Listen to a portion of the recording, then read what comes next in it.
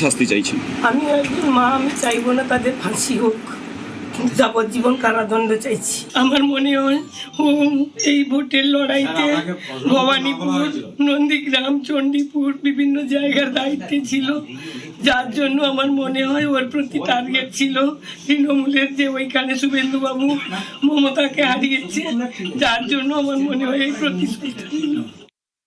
আমরা আজকে ক্ষমতায় আসার জন্য আমাদের সভাপতি, বিরোধী দলনেতা যখন বলছেন সুশৃঙ্খলভাবে থাকতে, তখন শাসক দলের যারা গরম গরম বক্তব্য দিয়েছিল যে 4 তারিখের পরে দিল্লির কোনো ভাব রক্ষা করতে পারবে না, সেটাই তারা দেখিয়ে দিল।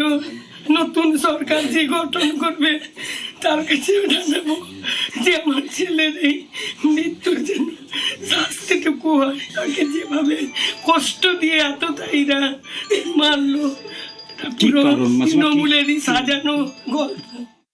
ক্লোজ ফ্রেন্ড ছিল, এক ক্লাসে পড়েছি, কোনোদিন কারোর সাথে ঝগড়া আমি আজ পর্যন্ত আমার চোখে পড়েনি। এটা সম্পূর্ণ রাজনৈতিক শিকার হয়েছে। ওর লোকালিটি একটু বাড়ছিল, ওকে সবাই সম্মান করতে লাগছিল, ভালোবাসছিল, সেইটাই তৃণমূল পার্টির সহ্য হয়নি, যার ফলে এইরকম একটা অঘটন ঘটিয়েছে। আমরা চাইছি যে এইভাবে মেরেছে তার যেন কঠিন থেকে কঠিনতম শাস্তি হয়, এবং যে এর সাথে প্রলোভনে যুক্ত আছে, যে চক্রান্ত করে মেরেছে, আমরা চাইছি সেই চক্রান্তকারীকে সামনাসামনি দেখতে।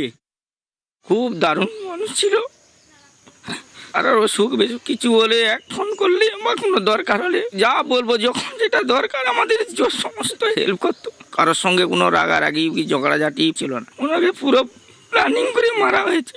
যারা করেছে পুরো শাস্তি চাই, কেউ যেন ছাড় না পায়। গত